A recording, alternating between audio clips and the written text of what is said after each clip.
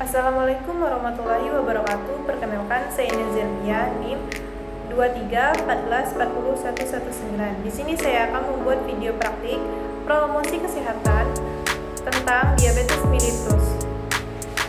Apa sih diabetes mellitus? Diabetes mellitus adalah penyakit kronis yang mempengaruhi cara tubuh mengelola gula darah atau glukosa. Ada dua jenis utama, yaitu DM tipe 1 dan DM tipe 2. DM tipe 1 yaitu kondisi autoimun di mana sistem kekebalan tubuh secara keliru menyerang dan menghancurkan sel-sel beta di pankreas yang memproduksi insulin. Penyebab DM tipe 1 yaitu faktor genetik dan lingkungan, misalnya paparan virus tertentu. Adapun diabetes mellitus tipe 2 yaitu kondisi di mana tubuh tidak menggunakan insulin secara efektif atau resistensi insulin atau produksi insulin menjadi tidak mencukupi seiring waktu. Akibatnya glukosa tetap berada di dalam darah dan menyebabkan kadar gula darah meningkat.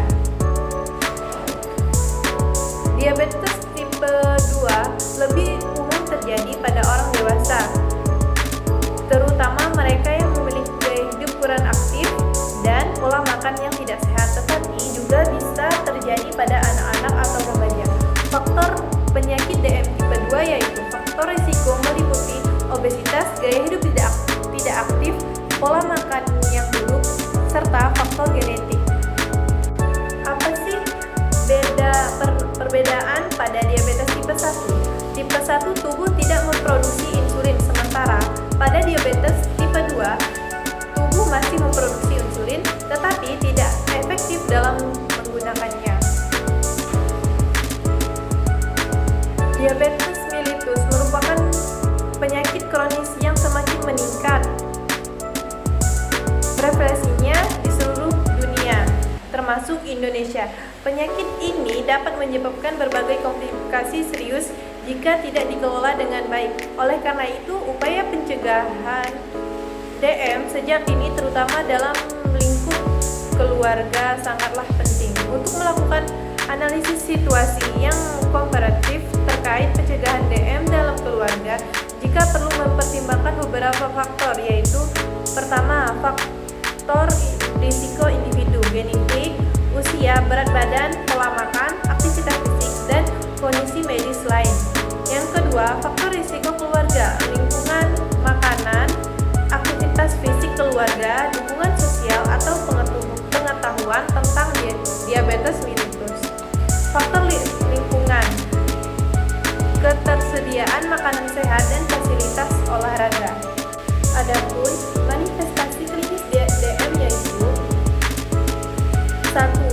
Poliuria atau sering buang air kecil. Peningkatan kadar glukosa dalam darah menyebabkan ginjal berusaha mengeluarkan kelebihan glukosa melalui urin, yaitu menderita sering buang air kecil. Yang kedua, polidipsia atau rasa haus berlebihan. Karena banyak cairan yang hilang melalui urin, tubuh mengalami dehidrasi yang menyebabkan rasa haus berlebihan.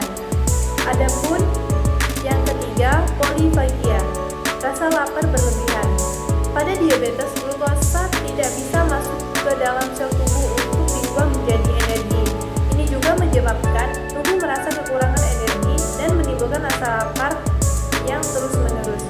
Dan yang keempat, penurunan berat badan tanpa sebab. Penurunan berat badan dapat terjadi karena tubuh menggunakan lemak dan otot sebagai sumber energi alternatif ketika glukosa tidak bisa masuk ke dalam sel.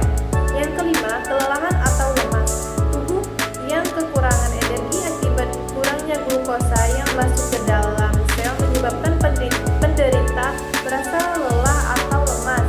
Dan yang keenam, penglihatan kabur. Kadar glukosa darah yang tinggi dapat menyebabkan perubahan cairan dalam lensa mata yang menyebabkan penglihatan kabur. Adapun yang ketujuh, luka yang sulit sembuh. Pada penderita diabetes, aliran darah tidak optimal dan kerusakan saraf dapat memperlambat penyembuhan luka.